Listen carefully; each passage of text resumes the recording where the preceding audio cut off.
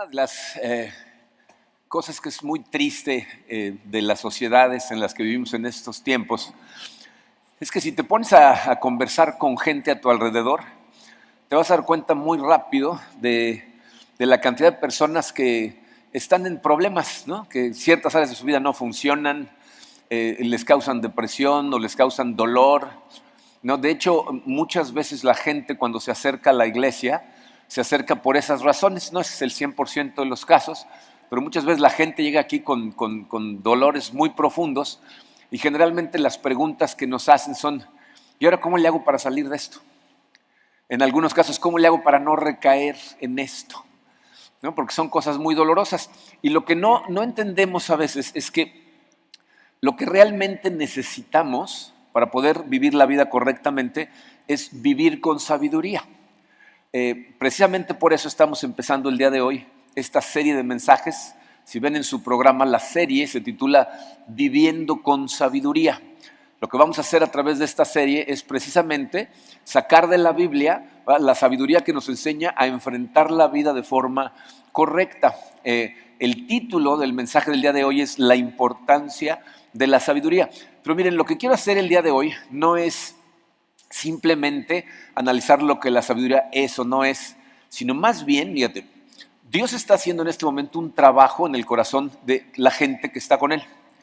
Y lo que quiero que veas es cómo la sabiduría que proviene de la Biblia tiene un impacto directo en tu vida para que ese trabajo que está haciendo Dios suceda y para que tú seas parte del trabajo que está haciendo Dios en este mundo para que esas cosas sucedan. ¿Okay? Entonces vamos a analizar esto en un mensaje dividido en 3 partes que ahorita vamos a ver con calma. Pero primero vamos a darle gracias a Dios, vamos a pedirle que Él nos dirija en este estudio. Padre, Señor, como siempre lo hacemos, queremos darte gracias. Gracias por tu amor, gracias por comprar vida para cada uno de nosotros. Gracias por tu Santo Espíritu, Señor, que en este momento necesitamos desesperadamente, porque cuando hablamos de vivir la vida con sabiduría sabemos, Señor, que requerimos de ti. Necesitamos de tu guía, de tu dirección, de tu luz para poder comprender todas estas cosas que vamos a estudiar el día de hoy. Así es de que queremos poner nuestra serie en tus manos, que seas tú hablándonos al corazón a cada uno de nosotros. Sabemos que sin eso, Padre, no importa cuánto leamos, no vamos a sacar mucho provecho. Así es de que sé tú el que está con nosotros, el que nos dirige. Nos ponemos en tus manos en el poderoso nombre de tu Hijo Jesucristo. Amén. Bien, miren, su programa está dividido en 3 partes el día de hoy. El número 1, Romano, dice la historia en que vivimos. O sea, algo que trato de hacer constantemente es recordarnos a todos nosotros esta historia en la que estamos metidos. Y lo hago constantemente porque constantemente se nos olvida que tú y yo estamos en este momento en medio de una historia que es muchísimo más grande y más importante que simplemente tu día a día, las cosas que vives tú en tu vida. Y el problema es que cuando se nos olvida que estamos metidos en esa como superhistoria, que es más importante que nosotros, se nos olvida eso, entonces pensamos que todo lo que sucede en nuestro mundo es acerca de nosotros. ¿Va? Nada más estamos pensando en lo que necesitamos, en lo que nos duele, en lo que queremos, en lo que tiene que cambiar para que nosotros estemos bien. Y cuando simplemente nos enfocamos en nosotros, ahí es cuando tomamos caminos que terminan por causarnos tiraderos en la vida que nos causan dolor y problemas en todas las áreas. Entonces, primero tenemos que entender cuál es esa historia en la que estamos metidos, ¿ok? Para entender la historia tenemos que atravesar rápidamente por toda la Biblia. Entonces vamos a hacer un resumen de toda la Biblia rápidamente. ¿Están listos? Miren, la Biblia la podemos dividir en 5 etapas que son muy fáciles de entender, ¿ok? Algunas etapas son más largas que otras, pero nos va a quedar un poquito claro si lo vemos de esa manera. Fíjense, la primera etapa de la Biblia es lo que llamamos la creación. O sea, en un desbordamiento de amor, ¿verdad? Dios decidió crear todo lo que existe con su aliento, dice la palabra, que Él creó todo el universo, grande y chico. O sea, todas las cosas, las galaxias, las superestrellas, ¿no? Que son enormes, las cosas de tamaño que para nosotros son más normales, como la gente, ¿no? Los árboles, los animales, pero también las cosas micro, como cada molécula que forma a un ser, ¿no? a algo de la creación. Todo eso fue creado por Dios, ¿ok? El pináculo de su creación somos nosotros, los seres humanos, ¿okay? Entonces, todo lo que significa un ser humano fue idea de Dios. ¿verdad? Tu mente, la forma que tienes de analizar cosas, tu creatividad, tu ingenio, tu sensualidad, todo eso fue idea de Dios. Pero aparte de crear al ser humano, lo rodeó de cosas maravillosas, que son regalos de Dios, que cuando todo lo creó y estábamos en armonía con Él, eran cosas que disfrutábamos, pero fueron diseñadas específicamente para ayudarte a darte cuenta que hay un creador que te ama. Entonces, por ejemplo, la comida, Dios creó la comida para que tú cuando la comieras, o sea, no sé qué vas a comer saliendo de aquí, pero si te vas a comer unos tacos de barbacoa con aguacate y salsa verde, cuando le así, que tú digas, Señor, esta combinación se te ocurrió a ti. Gracias, para eso fue diseñada la comida, para que le diéramos gloria a Dios por la comida. Lo mismo hizo con la bebida, lo mismo hizo con las relaciones humanas. Cuando tú disfrutas de la compañía de una persona que dices, gracias Señor por poner esta gente a mi alrededor. El matrimonio fue diseñado por Dios, las relaciones sexuales dentro del matrimonio, todo estaba enfocado a que tú y yo le diéramos gracias a Dios por todo lo que teníamos. Esa es la creación. La siguiente etapa, tristemente, es la caída del hombre. Cuando por culpa de la desobediencia del ser humano entra el pecado al mundo, y entonces fíjate, lo que sucede es que rompemos nuestra relación con Dios, se rompe la armonía que teníamos con el Creador y la creación, y de pronto todos esos regalos que nos dio se corrompen. O sea, todas esas cosas que nos deberían de satisfacer se nos voltean y ahora se convierten en el enemigo. La comida se convierte en gula, la bebida en alcoholismo, el matrimonio en un conflicto, las relaciones sexuales en lujuria. O sea, todos esos regalos maravillosos de pronto nos atacan. Pero lo más importante que tenemos que entender de la caída es cómo queda el estado del corazón del ser humano. Porque lo que la Biblia nos dice es que cuando nosotros estábamos en armonía con Dios, nuestro corazón estaba bien, estaba lleno de vida, ¿no? Estaba rebosante de gozo. Y miren, quise darles una imagen gráfica de cuál es la diferencia entre el corazón del ser humano antes de la caída y después. Y entonces se me ocurrió esta imagen. ¿Ustedes vieron la película El pianista? ¿Se acuerdan de esa película? Fíjense, todo lo que sucede en esa película sucede en la ciudad de Varsovia. Quiero que vean una imagen de la ciudad de Varsovia. Esa es Varsovia bien, rebosante de color, rebosante de vida, ¿no? De alegría. Ese es el corazón del ser humano antes de la caída. Quiero que vean cómo se ve Varsovia de acuerdo a cómo la pinta la guerra en El pianista. Es la misma escena. Ese es el corazón del ser humano después de la caída.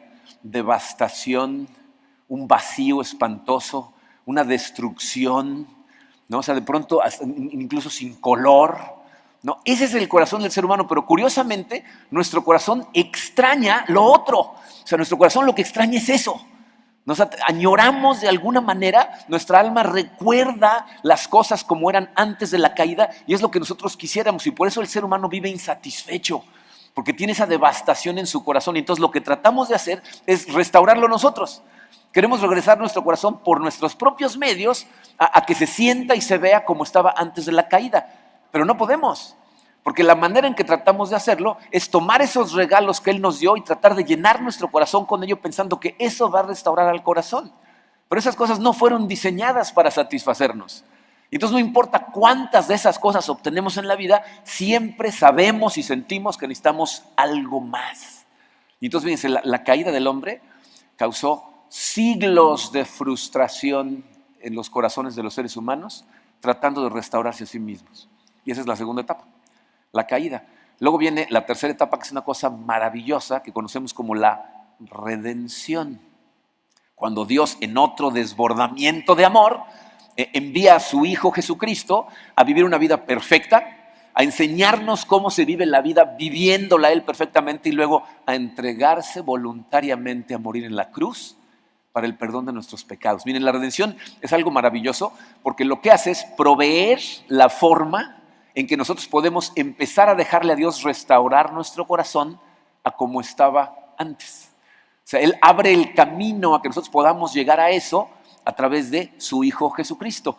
El problema, fíjense, con muchísimos cristianos, creyentes, es que la gente piensa que en esa etapa se acaba todo. O sea, pensamos, ok, creación, caída, redención, ya, se acabó. O sea, pensamos que esto de seguir a Cristo es acerca de nosotros, que Él vino simplemente para salvarnos a nosotros y que ya estamos bien nosotros y se acabó la historia. Y entonces les voy a decir lo que esto causa. Lo que causa es que tengamos iglesias llenas de gente que se sienten redimidas, pero que no cambian absolutamente nada en sus vidas. No hay arrepentimiento, no hay un dolor por vivir la vida de forma equivocada, y entonces seguimos viviendo exactamente igual que antes. O sea, no hay absolutamente ningún cambio. Y eso sucede porque no nos damos cuenta que falta otra etapa. O sea, si nos detenemos en la redención, entonces algo falta en nuestro corazón que no le permite empezar esa transformación. Y entonces viene la cuarta etapa, que es la restauración santificación, que es cuando el Espíritu Santo empieza a hacer un trabajo en nuestro corazón que empieza a hacer cambios. Y miren, no es una queja contra la redención. La redención es una cosa hermosa por la que le damos gracias a Dios. Pero ahí no termina la historia. No puedes permitir que ahí termine la historia para ti. Después de la redención, necesitas seguir la restauración. No tienes que cuestionarte si hubo redención. Porque la restauración siempre le sigue a la redención. Cuando Dios empieza a trabajar en nosotros, restaurando lo que estaba roto en nuestro corazón. Cuando esto sucede, la iglesia entonces se convierte en reparador de armonía. O sea, nosotros todos que somos la iglesia, empezamos a ser los responsables de transmitirle a todas las demás personas que ya hay forma de llegar a esa restauración que nuestro corazón tanto extraña. Fíjense lo que dice Pablo en 2 Corintios 5, versículos 18 y 19. Pablo dice, todo esto, refiriéndose a la redención, el plan de redención de Dios, dice, proviene de Dios, quien por medio de Cristo nos reconcilió consigo mismo y nos dio el ministerio de la reconciliación. Esto es, que en Cristo Dios estaba reconciliando al mundo consigo mismo, no tomándole en cuenta sus pecados y encargándonos a nosotros el mensaje de la reconciliación. Entonces tú y yo terminamos siendo responsables de transmitir este maravilloso mensaje al mundo de que hay restauración. Ahora, es importante que recuerdes que hay una quinta etapa. O sea, esa etapa no vamos a llegar hasta el final de los tiempos. Pero si tú empiezas a ponerte desesperado, porque aunque hay restauración, las cosas siguen mal, es que no entiendes que mientras estés en este mundo, van a estar mal, porque vivimos en un mundo caído. La quinta etapa se llama glorificación y sucede cuando estemos en la presencia del Señor. Ya sea que Cristo regrese o tú llegues a Él, ¿va? Entonces vas a ser glorificado y vas a estar en un lugar en donde todo es perfecto. Pero mientras estemos en este mundo, siempre vamos a sentir que algo nos falta. Esa es toda la historia. Entonces es importantísimo que tú te veas a ti mismo en la cuarta etapa y no en la tercera. O sea, que estés en este momento atravesando la restauración o santificación. Y lo que quiero que veamos hoy en esta segunda parte es el impacto de la sabiduría en tu proceso de restauración y en la posibilidad de que seas una herramienta para Dios, para la restauración de otras personas. ¿Okay? Entonces el número 2 romano dice, impacto de la sabiduría de la Biblia en nuestra vida. Miren, para esto vamos a estudiar un pasaje muy interesante. Se encuentra en el libro de Salmos, en el Salmo 19, versículos 7 al 10, en donde la palabra misma de Dios nos va a hablar de lo que la sabiduría hace. ¿Ok? Entonces vamos a empezar. En el versículo 7, si ven en su programa dice 7a, cuando ven esas cosas, a lo que me refiero es la primera parte del versículo 7 del pasaje. ¿Ok? Entonces dice así, la ley del Señor es perfecta, que restaura el alma. O sea, la ley de Dios, la palabra de Dios escrita en su palabra es tan perfecta que lo que hace es restaurar el alma. Entonces, fíjense, eso significa que la sabiduría de la Biblia, dice el número 1 arábigo allá abajito, es el método que Dios escogió para restaurar nuestra alma. O sea, todos andamos buscando una restauración para nuestra alma porque añoramos cómo estaba antes de la caída. Y aquí lo que la Biblia nos dice es que el método que Dios escogió para lograr esa restauración es a través de su palabra. ¿Okay? Y de hecho, miren, en el lenguaje original, esa palabra restaura significa revive. O sea, lo que está diciendo la Biblia es que le da vida de nuevo a tu alma. Es a través de ella que el Espíritu Santo va a empezar a trabajar en cada uno de nosotros y va a empezar a reparar esos lugares que están rotos, que están descompuestos en el corazón de cada uno de nosotros. Y miren, por eso, a lo mejor alguna vez nos han escuchado decir que la Biblia es suficiente. ¿Saben a qué se refiere ese dicho? Hay ocasiones en que a lo mejor vienes tú a escuchar un mensaje y oyes un versículo o estás en un grupo pequeño y se explica un versículo, o estás leyendo tu Biblia de la mano de Dios, pidiendo la iluminación y de repente ves un versículo que a lo mejor has escuchado o leído 20 veces.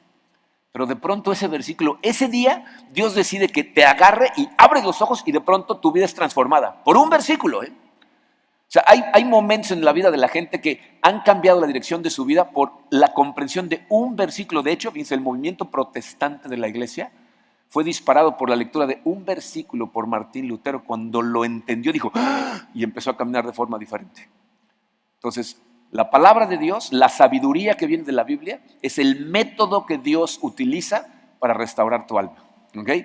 La segunda parte del versículo 7 dice, el testimonio del Señor es seguro, que hace sabio al sencillo. O sea, lo que aquí nos está diciendo es que, fíjense, el testimonio del Señor, es decir, hechos que podemos ver nosotros, somos testigos de cosas que hace Dios, de cómo su sabiduría convierte a la gente más simple en gente sabia. Y miren, aquí creo que es importante hablar un poquito acerca de lo que la sabiduría es y no es. Porque muchas veces cuando hablas de gente sabia, las personas a lo mejor se imaginan a alguien con mucho conocimiento. ¿No? Este es un sabio, ¿no? Porque sabe de muchas cosas. Yo conozco gente con carreras universitarias, maestrías y doctorados que tienen su vida hecha un tiradero. O sea, no viven sabiamente. Saben mucho, pero viven mal la vida, lo cual significa que conocer mucho de algo no te hace sabio. ¿No? Otras personas lo relacionan con inteligencia. No, hombre, este cuate es un genio, es muy sabio. No necesariamente. ¿No? También conocemos a gente que tiene coeficientes intelectuales altísimos y en sus relaciones humanas tienen la vida hecha un tiradero. De hecho, curiosamente, mientras más inteligente es la gente, más trabajo le cuesta relacionarse con otras personas. Entonces eso significa que la inteligencia por sí misma no significa sabiduría. Entonces, ¿qué significa ser sabio? Pues evidentemente, por todo lo que estamos viendo aquí, significa vivir tu vida en base a las directrices que Dios te da en su palabra. Es la gente que aplica los conocimientos bíblicos para dirigir su vida. ¿Ok? Fíjate, piensa en esto. Si las cosas de las que hablamos hace un momento, la comida, la bebida, el matrimonio, las relaciones sexuales, todo eso fue creado por Dios y dado a nosotros como un regalo antes de la caída, significa que el deseo de Dios para nosotros no es que seamos miserables, no es que no disfrutemos de las cosas. O sea, Dios no diseñó la comida y la bebida para decirte, mira, eso es pecado. ¿No? Eso no se vale, no lo puedes hacer. O sea, ese no fue su diseño. Más bien, fíjate, Él nos da parámetros dentro de su palabra para que disfrutemos de esos regalos de la forma mejor posible, que los disfrutes al máximo. Entonces, aun cuando le pone limitantes, cuando le pone parámetros, no te está tratando de quitar el gozo, sino de dártelo. O sea, cuando se trata, por ejemplo, de la comida, Dios no dice, no comas, o nada más come lechuga. ¿Verdad que no dice eso? Pero lo que sí nos dice es, si tú comes hasta que ya no puedes más, ¿verdad? Eso no es muy buena idea. O sea, no te vas a sentir bien, vas a sentir ganas de volver el estómago. Si subes demasiado de peso, te vas a sentir mal contigo mismo. Te vas a tener que estar cargando. No comas más de lo necesario, que te sientas satisfecho. Cuando habla del vino, no dice, hay de aquel que tome una gota de vino. Lo que nos dice es, el que se emborracha, el que pierde control de sus sentidos, esa persona está haciendo cosas que no son una buena idea. Levantarte todos los días crudo, cuando no te acuerdas ni qué pasó el día anterior, o despiertas de repente en Playa del Carmen con un tatuaje y casado con alguien que no conocías ayer, no es buena idea. Te vas a meter en problemas.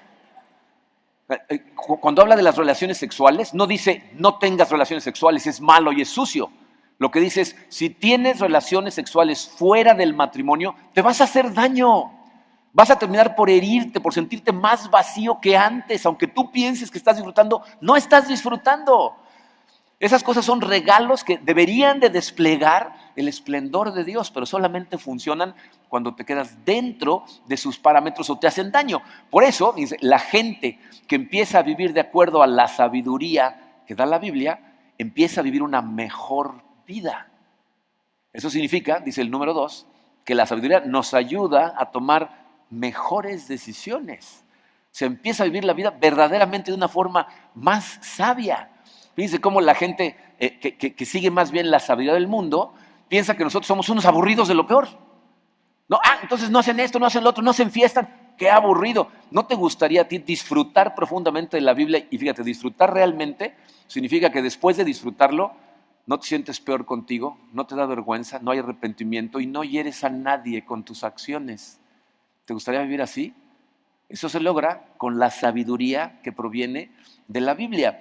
El siguiente versículo, el versículo 8, la primera parte dice: los preceptos del Señor son rectos, que alegran el corazón. Miren, algunas de estas necesitamos desenmarañarlas, ¿no? Porque necesitamos entender lo que significa. Fíjate, cuando tú, de la mano de Dios, o sea, tú llegas y te entregas al Señor, te pones en sus manos, que normalmente esto sucede cuando viene un quebrantamiento en la vida de una persona que se da cuenta que no puede vivir correctamente la vida solo. Que las decisiones que has tomado te han llevado a tener tiraderos en tu vida. Entonces llega un momento que dices: Señor, dirígeme tú sé el que lleva mi camino, por favor, ten mi corazón, te cedo mi vida. En esos momentos lo que pasa, la Biblia nos dice, es que Él nos sella con su Santo Espíritu, y entonces cuando tú lees la palabra de Dios, empiezas a sentir el peso de la necesidad de obedecer, porque el Espíritu Santo te confronta. Entonces, si tú vives diferente a lo que estás leyendo, lo sientes en tu corazón, entonces empieza a querer vivir la vida de una manera diferente, y entonces eso te va a llevar a gozar más de la vida, va a causar alegría en tu corazón. Y miren, yo sé que esto es difícil de creer para la gente que nunca lo ha experimentado, que no lo ha intentado, pero te voy a decir lo que no significa para que no te confundas. Esto no significa que obedecer la palabra de Dios de entrada sea muy fácil, ¿verdad? Que de entrada, desde el primer momento, tú pienses: esto va a ser lo más divertido del mundo. Y no significa que porque obedezcas una vez vas a tener un gozo en tu corazón incontenible, que vas a andar saltando de gusto por todos lados. Eso no es lo que significa. Significa que cuando tú realmente te entregas, en esa entrega real de decirle: Señor, dirígeme tú, lo que va a suceder es que su palabra va a empezar a hacer cambios en tu corazón que te van a llevar a cambiar la forma en que llevas tu vida, y eso a su vez va a empezar a impactar en todas tus relaciones. De pronto vas a tener una relación diferente con tu pareja, con tus hijos, con la gente con la que trabajas, y ese cambio lo que va a producir es con el tiempo un gozo que trasciende a las circunstancias, que ya no está agarrado de lo que está pasando afuera, sino de lo que tú estás viendo que sucede en tu vida gracias a los preceptos del Señor. Y miren, yo les puedo dar como testimonio de esto mi matrimonio con Karina. Nosotros estuvimos casados mucho tiempo en donde no caminábamos necesariamente de la mano del Señor, y empezó nuestro matrimonio bien, pero llegó un momento en donde nuestro matrimonio estuvo muy mal, en donde yo hice cosas, dije cosas que hirieron profundamente a Karina, y estábamos en una situación verdaderamente de tensión y de dolor absoluto, en donde yo no entendía cómo nuestro matrimonio había llegado a ese punto. Y ese fue el año, entre esa y otras situaciones externas que tuvimos, que verdaderamente nos entregamos al Señor. Y entonces, desde que nos entregamos a Él y empezamos a caminar totalmente su mano, Él empezó a hacer cambios en nosotros que hoy en día les puedo decir que no puedo creer el gozo en mi corazón por el maravilloso matrimonio que tenemos desde que empezamos a seguir al Señor de forma fiel. Y eso es exactamente lo que nos dice en su palabra. Fíjense, lo que ese versículo significa, número 3, dice: la sabiduría nos ayuda a vivir la vida a niveles más profundos, a niveles de gozo real, que aun cuando después enfrentamos circunstancias muy complicadas y muy oscuras, ese gozo no desaparece. Ese gozo está en tu corazón y lo sientes. Entonces, su sabiduría produce una alegría que te ayuda a vivir a niveles verdaderamente profundos. Ahora, ¿cómo es que esas cosas empiezan a cambiar? Nos lo dice el principio del versículo 8. Dice: el mandamiento del Señor es puro, que alumbra los ojos. O sea, lo que está diciendo es que le da luz a tus ojos, de pronto te deja ver.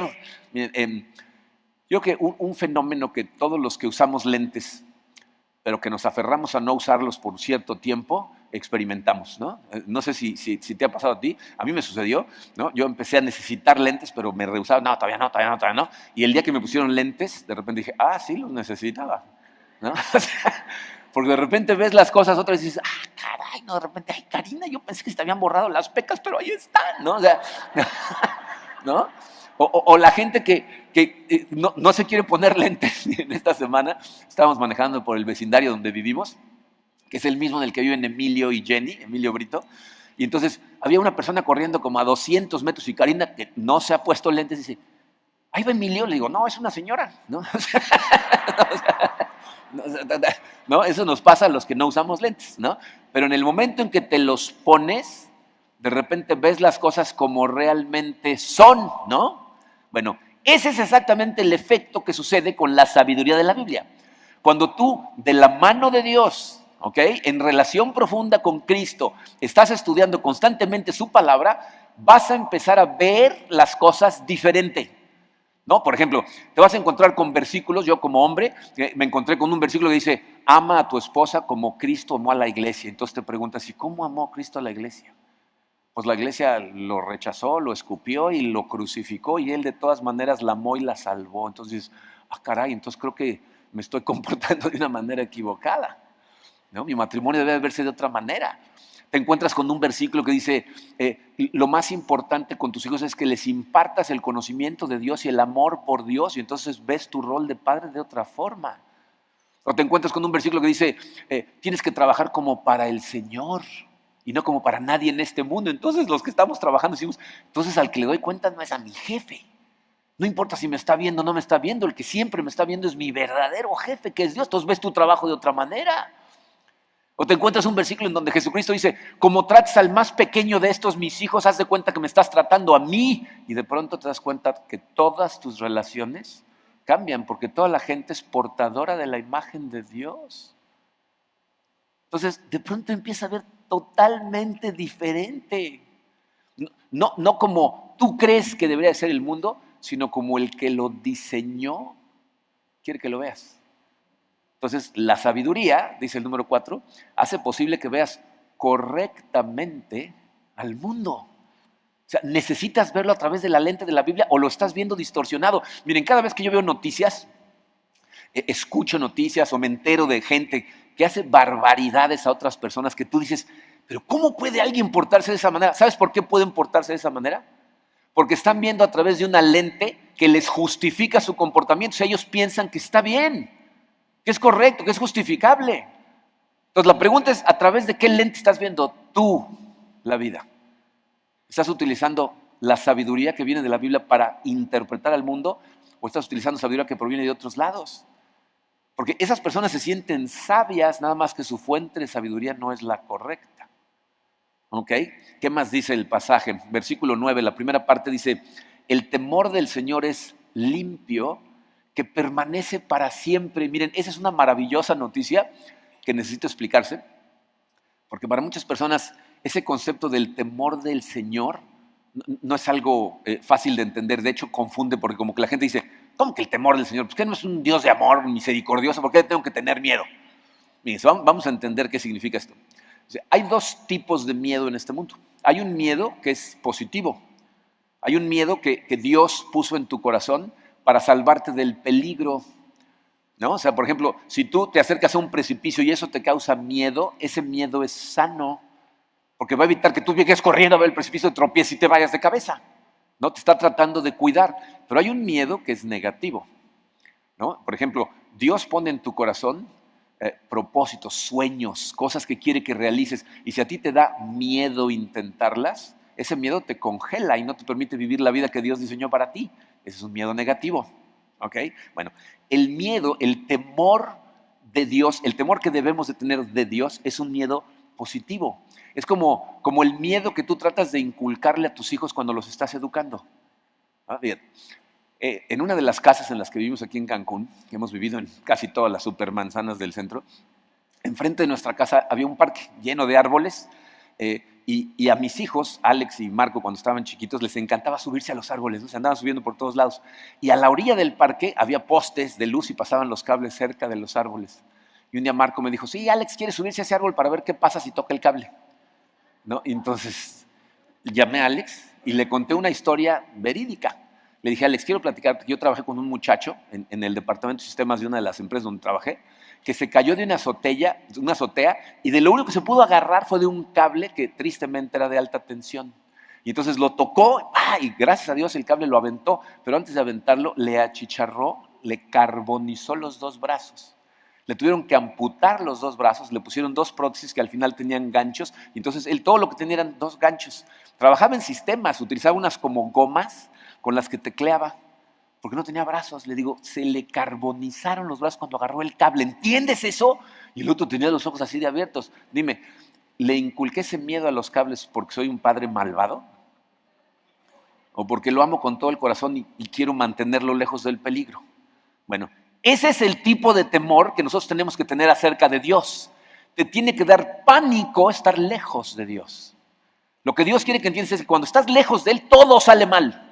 Cuando estás cerca de Él, las cosas salen bien. Entonces tienes que tener ese miedo que tendría un niño en un mercado lleno de gente y su mamá está parada y él está aferrado a su falda. Ese miedo.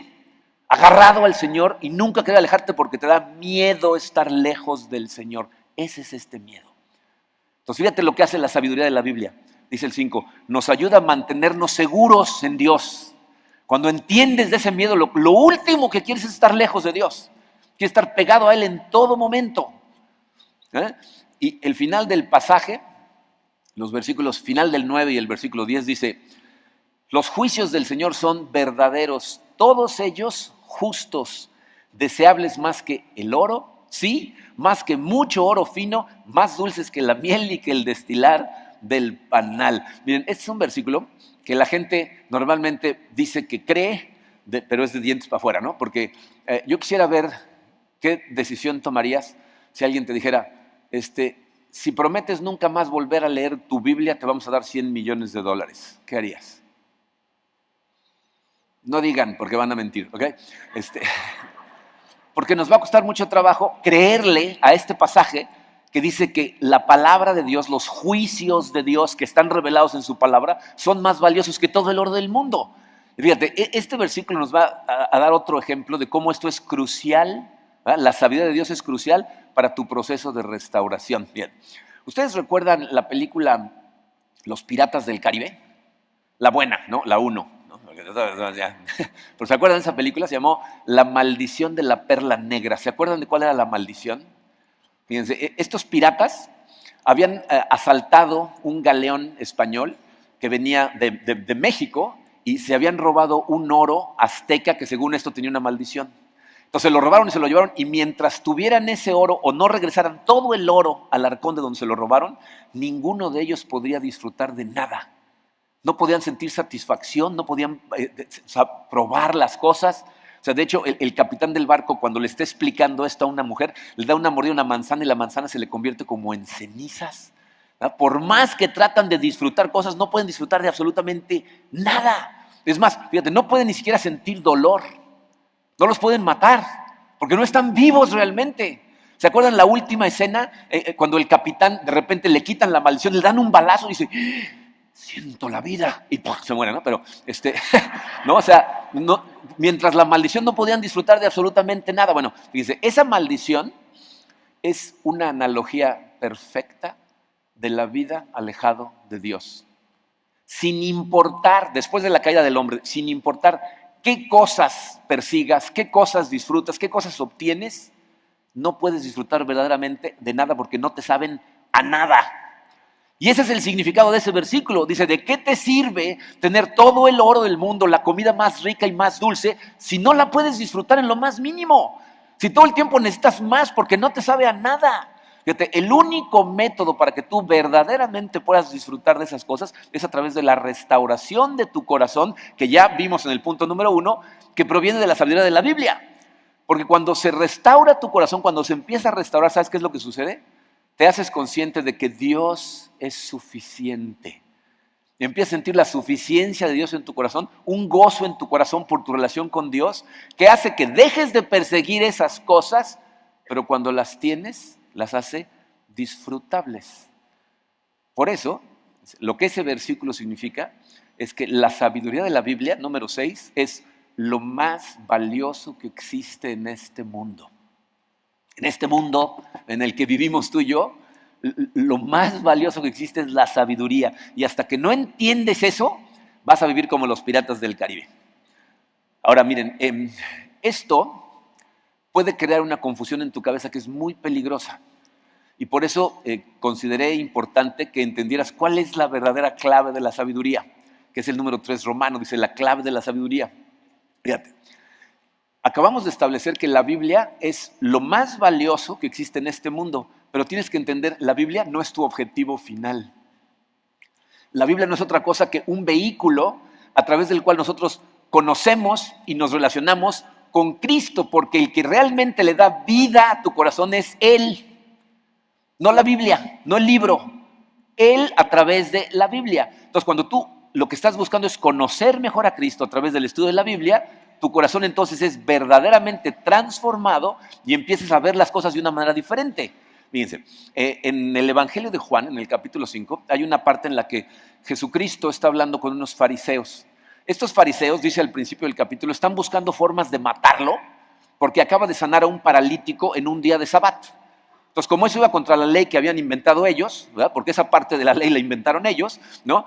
Quieren matar a Jesucristo. Y fíjense lo que Jesús les dice, versículos 39 y 40. Dice, ustedes estudian con diligencia las Escrituras. Me voy a tener un segundito ahí. ¿Saben qué tenían que hacer los fariseos para ser maestros de la ley? Aprenderse de memoria los 5 primeros libros del Antiguo Testamento. La Torá, de memoria. Y por eso les dice, ustedes estudian con diligencia las Escrituras porque piensan que en ellas hayan la vida eterna.